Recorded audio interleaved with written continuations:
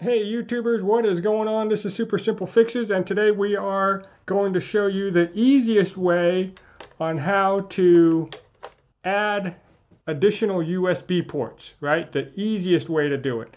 Anyway, before we get started, make sure you hit that like and subscribe button. Thanks a lot.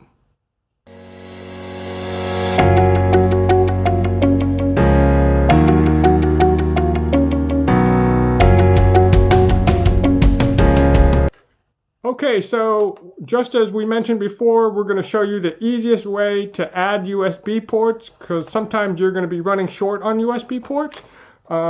This particular thing here is a USB hub.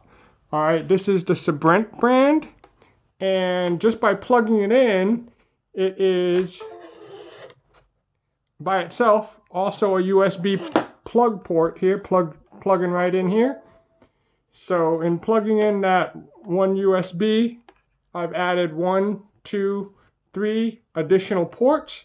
And what's nice about this is that you can turn each one on and off individually. So right now this is on, and this right here is for my headset. So my wireless headset runs off of this, and then I'll go ahead and turn it off. And there you go. So the light comes on when you turn it on, and it goes off when you turn it off. So real simple, right?